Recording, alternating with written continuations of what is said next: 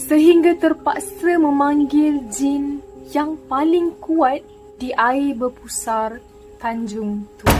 Dan ada juga yang kata siapa yang pergi, beberapa orang pernah pergi dan dia takkan kembali.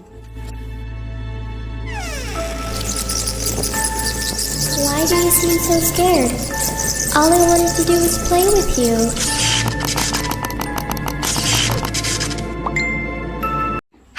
Assalamualaikum semua orang, Kamar Nasim here. I hope you are in a good mood today because it's a good day to have a good day. So, korang ingat lagi tak Kamar ada cerita dalam episod yang lepas tentang 3 saka yang mendampingi nenek Kamar, iaitu jin yang bernama Tuan Haji Samsudin, Si Siam dan Si Bisu. Kalau korang belum tengok, tekan link dekat description box below Kamar ada letak. Okay, before tu korang nampak background baru. Tuan ambil ayah Kamar kejap. Okay. Nenek Kamar ni banyak kali kena sihir dan banyak kali pergi berubat. Sehingga kan orang kampung dah tahu dah yang nenek Kamar ni banyak kali sembuh selepas pergi berubat. Jadi adalah beberapa orang yang meminta pertolongan daripada nenek Kamar sebab dia pun terkena juga buatan orang. So, hari ni Kamar nak cerita dengan korang antara orang-orang yang minta bantuan dekat nenek Kamar ni, sihir yang dia terkena adalah sihir yang antara yang terkuat. Sehingga kan 3 saka yang mendampingi nenek Kamar tu tak mampu untuk melawan dan mengubat sehingga terpaksa memanggil jin yang paling kuat di air berpusar Tanjung Tuan. Okay, kalau korang pernah dengar lah pasal air berpusar Tanjung Tuan tu, dia tak jauh daripada PD. Tempat tu terkenal dengan cerita-cerita misteri dia tau. Sebab orang kata tempat tu keras juga. Antara kisah-kisah misteri dia yang kalau korang Google mesti keluar punya kisah ni, ada orang kata banyak perabot-perabot kecil hilang bila lalu dekat kawasan air berpusar tu. Dan ada juga yang kata siapa yang pergi, beberapa orang pernah pergi dan dia takkan kembali. Dan sehingga kini dikatakan even perahu ke, perabot kecil ke nak lalu pun diorang tak berani. Sebab dah banyak kisah orang hilang, orang tak balik. So cerita dia bermula begini. Nenek Kamar dia duduk dengan makcik Kamar yang duduk dekat Melaka. Waktu ni, nenek Kamar dah tua lah. Anak-anak dia semua dah kahwin. Ayah Kamar dah kahwin. Ayah Kamar ada 3 adik-beradik. Ayah Kamar anak pertama dan ayah ada seorang adik lelaki, anak kedua, dan makcik Kamar tadi anak perempuan yang ketiga. So, masa ni, 3-3 semua dah kahwin. So, adik lelaki ayah Kamar ni, which is anak kedua, dia askar, seorang askar. So, jaranglah jumpa nenek kan. Dah lama tak jumpa semua. Jadi ayah Kamar selalulah bawa nenek Kamar, kadang-kadang tu 2 kali seminggu tidur rumah pakcik Kamar ni. Sajalah macam berkumpul, ziarah, bawa makan-makan, minum petang. Kemudian satu hari ni, waktu tu hari Sabtu tau, sampai dekat rumah adik ayah Kamar yang kedua ni, Kamar panggil Pak Ngah lah Sampai je rumah Pak Ngah, masa tu pukul 2. So dalam pukul 5 macam tu, petang-petang macam tu, diorang pun minumlah teh, berbual dengan makcik Kamar, dengan ayah Kamar. Waktu ni mak Kamar pun ada juga. Ui. Ish, sabarlah tengok tu. Tak relax doh ikan-ikan tu. So waktu tu anak-anak semua bagi main dekat luar. Waktu tu Kamar tak ada lagi lah. Adik Kamar semua tak ikut balik Melaka waktu tu. Waktu tu Pak Ngah tinggal dekat apartmen dan dia berada di tingkat 4.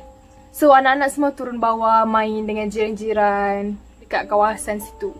Tiba-tiba nenek Kamar terpandang seorang perempuan ni dalam lingkungan umur 38 ke 40 tahun macam tu lah. Dan perempuan tu juga bawa anak dia, seorang lelaki dan seorang perempuan untuk main dekat kawasan kejiranan tu. Masa nenek Kamar pandang perempuan tu kan, nenek Kamar rasa something tau. Nenek Kamar ni dia sensitif dengan alam gaib ni. Kadang tu dia boleh nampak, dia boleh rasa, dia senang nak kena rasuk. Kalau korang ikuti Kamar punya episod daripada first dulu, korang mesti dah dapat baca nenek ni seorang yang macam mana kan. Jadi dia dapat rasa something negatif bila dia pandang perempuan tu. Wajah perempuan tu pun kita boleh baca lah yang dia ni macam tak okey. Sebab wajah dia pucat, muka dia lesu, tak bermaya dan kusam wajah dia. Sebab antara petanda-petanda kena sihir, Pertama, dia tak selera nak makan. Dia tak ada selera nak makan. Kemudian muka lesu, pucat, tak bermaya, kegusaran fikiran. Benda tu akan menyakiti diri mangsa tu sesuai dengan apa yang si penyihir tu nak. Jadi benda tu akan dihantar oleh jin untuk menyakiti orang yang dia nak sakiti. Sebab nenek Kamal kan dah banyak kali kena kan. So nenek dapat agak lah waktu tu. Jadi nenek pun pergi mendekati perempuan tu. Nenek cubalah berbual-bual. Macam nenek tanya, dah lama ke duduk sini? Suami kerja apa? Anak berapa orang? Dia dah berbual macam tu. Tu pun buka cerita. Sebenarnya saya ada penyakit kelamin kau panggil. Yang perempuan punya tu lah kan. Suami saya tak nak rapat lagi dengan saya. Dia makin menjauhi saya. Puas saya pergi jumpa doktor. Makan ubat, telan ubat macam-macam dah. Still tak jalan. Saya punya tu jadi busuk. Saya dah pergi macam-macam, still tak ada perubahan. Makin teruk adalah. Dan suami saya selalu marah-marah saya. Kita orang selalu bergaduh. Tiap hari bergaduh. Sampaikan suami saya naik tangan dengan saya. Boleh dia tak nak pandang langsung ke saya. So waktu nenek dengar ni, nenek dah agak punca dia apa. Tapi nenek Kamal ni dia pandai mengubat tau. Tapi secara tradisional. Dia pernah lah ubat beberapa wanita yang ada masalah perempuan. Masalah macam penyakit keputihan. Dan nenek Kamal dia pernah jadi bidan tau. Tanpa ada ilmu-ilmu doktor tu, dia gunakan cara tradisional jadi bidan waktu jiran sebelah dia nak bersalin. Waktu tu emergency lah, tak sempat nak pergi hospital. Nak jadikan cerita nenek Kamal ni ada skill tu dengan cara tradisional. Tapi dia tak libatkan jin. Gunakan jin semua tu tidak. Jadi nenek Kamal tak berhasrat lah nak tolong dia dengan panggil-panggil jin ke. Lepas tu nenek kata, cubalah datang rumah saya ya. Nanti saya ubatkan. Kita cuba je lah. Nenek macam nak cuba sendiri sebab nenek Kamal ni dia taklah alim. Dia ilmu agama tu taklah macam ustazah-ustazah pun. Tapi dia taat tau. Kalau solat tu sampai dia dah sakit lutut dah tak boleh berdiri dah. Sebab dah tua dia still nak solat. Demam-demam pun dia still nak solat. Sampai kan nenek Kamal dah nyanyuk pun banyak kali dia tersolat 2-3 kali tau. Tapi kalau macam bab-bab hukum hakam, hadis-hadis, fal Al-Quran, hukum tajwid, dia tak pandai sangat. Jadi dia nak cuba ubatkan lah masalah penyakit yang dihadapi oleh perempuan tadi tu dengan menggunakan kaedah-kaedah tradisional. Nak merawat benda yang dia kata busuk tu kan. Tapi nenek tahu masalah perempuan ni punca dia sebenarnya bukan sebab dia sakit tu. Bukan sebab dia ada masalah penyakit perempuan tu, keputihan dan sebagainya. Tapi sebab dia disihir. Disebabkan nenek cuba nak mengelak daripada jin-jin semua tu, nenek try ubat tradisional.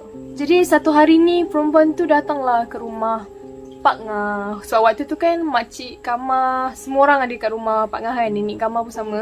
So dia datang nak berubat dengan nenek Kamal. Nenek Kamal tak ada baca apa pun.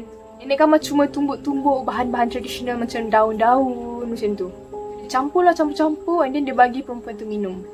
Yang tu memang nenek dah banyak orang dah nenek rawat masalah keputihan dengan cara tu. Perempuan tu pun minum. Nenek Kamal pun bagilah instruction kan, macam minum bila, lepas tu cuci, bersih-bersihkan semua tu macam mana.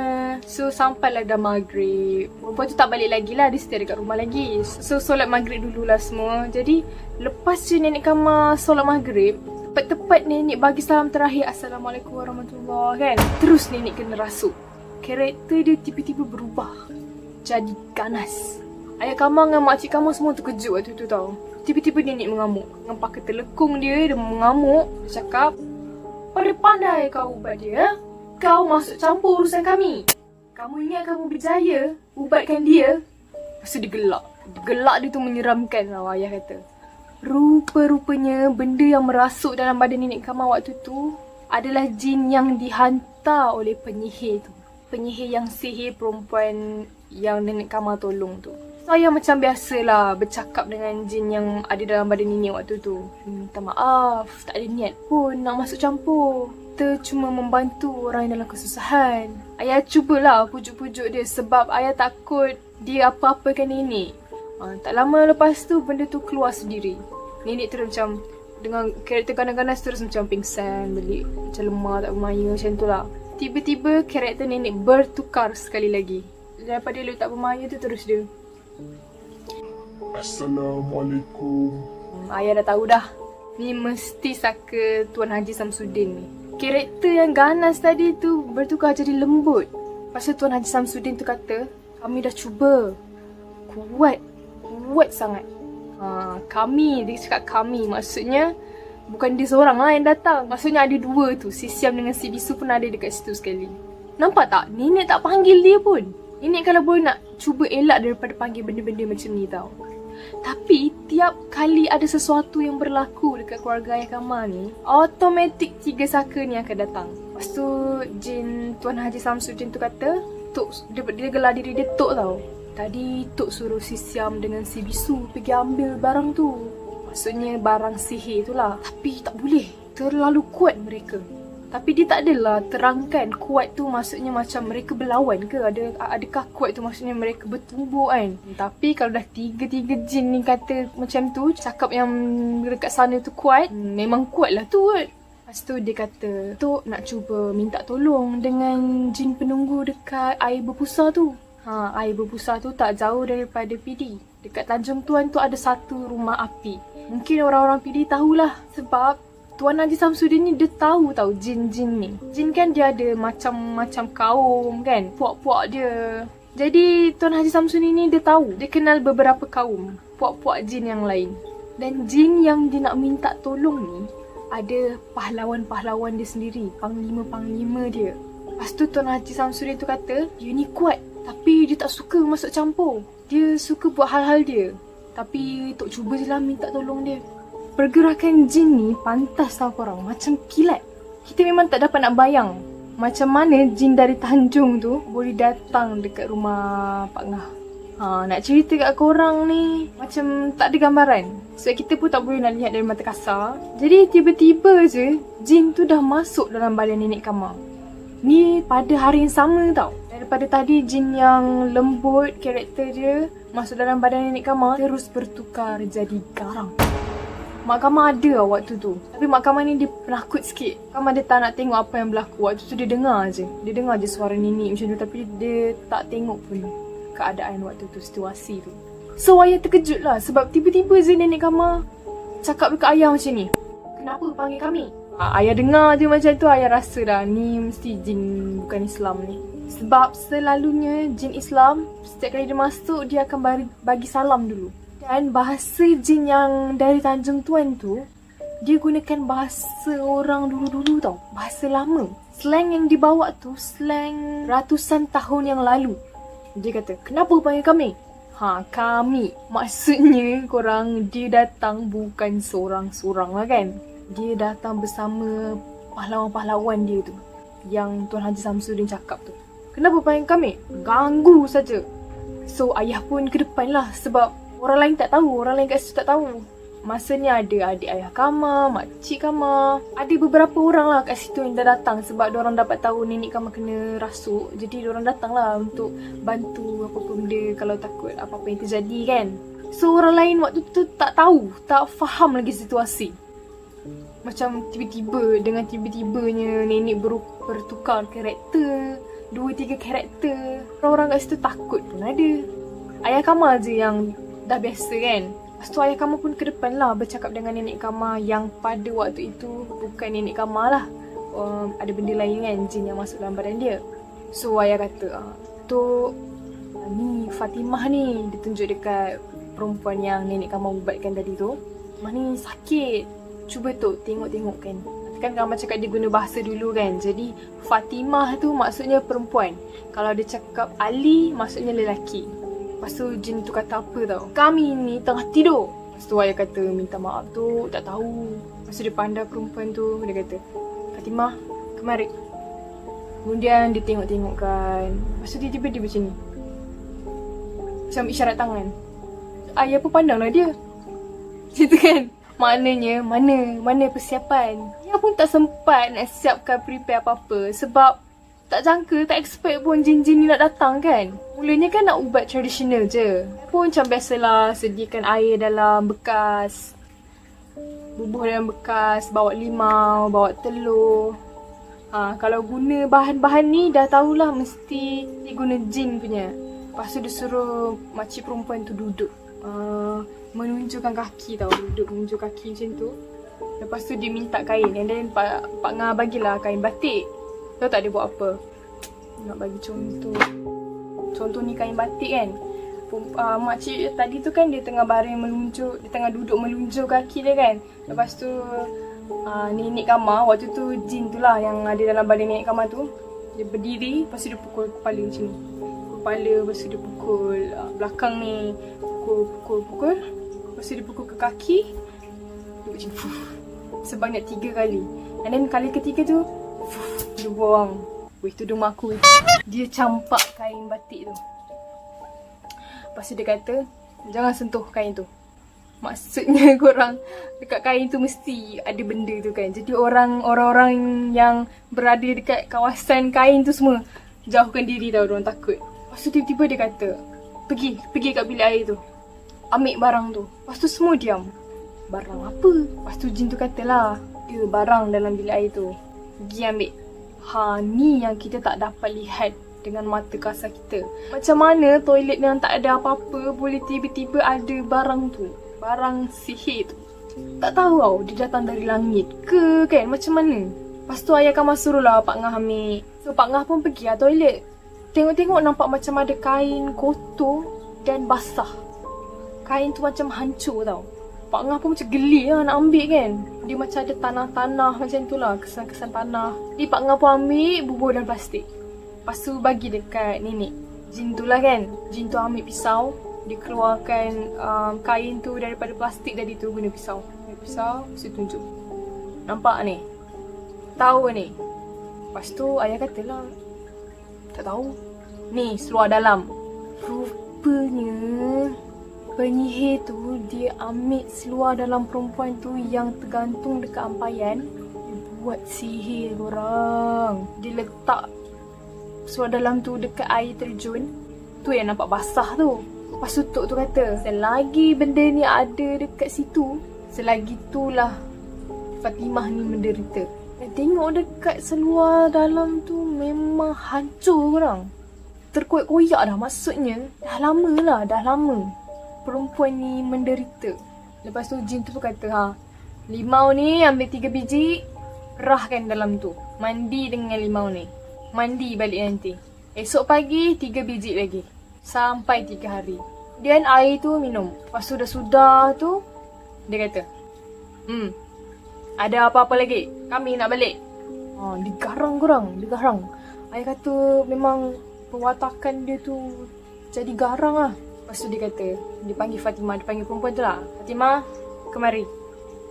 Lain kali, seluar dalam tu jangan gantung kat luar. Dia kata. Dia nasihatkan kat perempuan tu. Ampayan dia, yelah ampayan kat luar. Mestilah gantung semua kat luar kan. Tu ayah kata perempuan tu macam takut. Memang dia tak cakap apa-apa. Dia diam je. Sebab dia takut benda tu mungkin first time jadi dekat dia kan. Kadang-kadang korang sihir ni orang buat, kita tak sedar tau. Kadang-kadang orang yang hantar sihir tu pun kita tak sedar. Kadang-kadang kawan kita sendiri kan. Kadang-kadang orang yang terdekat yang dengki. Ya, memang kebanyakan punca orang sihir ni adalah dengki. Okay, manusia ni lebih setan daripada setan. Jadi macam tu je. Tak sempat nak berbual apa, tanya dia macam-macam. Tak macam Tuan Haji Samsudin. Sempat berbual, berceramah kan. Tuan Haji Samsudin tu siap berceramah ya 2-3 pagi. Minum teh lagi. Dengan dia berbual ni tak ada. Tahu-tahu je dia dah balik. Sebab dia memang tak suka masuk campur, dia kata. Mungkin umur dia dah beratus-ratus tahun kan. Jadi dia kata dia malas nak masuk campur lagi. Jadi tak tahulah macam mana budi bicara Tuan Haji Samsudin tu memujuk penunggu dekat air berpusang yang kuat garang tu. Tak tahu macam mana budi bicara dia kan. Sampai dia sanggup datang. Jadi jin Tuan Haji Samsudin tu pun masuk balik dalam badan ini. Lepas tu ayah pun berbual-bual lah dengan Haji Samsudin ni. Yang si Siam dengan si Bisu tu, dia pun ada kat situ. Esok petang tu nak balik dah lah semua orang. Pas makan tengah hari, tiba-tiba nenek senyum. Lepas tu ayah pun tanyalah, kenapa mak? Nenek kata, kalaulah bini dia tu nampak, tak tahulah macam mana dia lari. Isteri Pak Ngah. Isteri Pak Ngah tengah sidai kain tau dekat ampayan. Si bisu tu ada kat belakang dia tengah duduk. Bukan tengah duduk atas dia, tengah duduk kat belakang dia.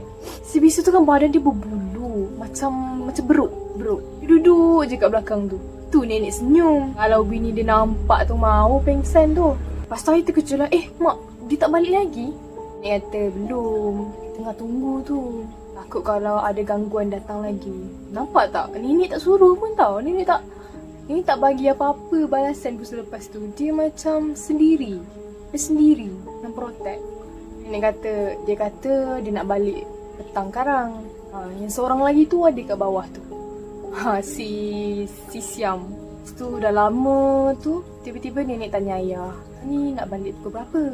Ayah kata lah dalam 6.30 macam tu lah mak. Tunggu panas ni redup sikit. Nenek kata, dia dah balik dah. Tu nenek tanya balik bila. Maksudnya macam dah boleh balik lah sebab jin-jin tu pun dah balik. Jadi nenek ni bukanlah macam ayah tau. Nenek boleh lihat, tapi dia tak boleh lihat semua yang macam tiba-tiba nampak pontianak terbang ke, nampak hantu bungkus kat kubur ke, tak. Dia hanya boleh lihat benda yang ada kena mengena dengan dia je. Macam si tunggal, 3 saka tu, satiri. Benda-benda yang jauh-jauh dia tak dapat rasa. Tapi kalau jin nak datang, macam ada sesuatu yang akan berlaku, dia dapat rasa. Macam tadilah dia tak panggil pun, tapi tiba-tiba datang. Orang datang sendiri.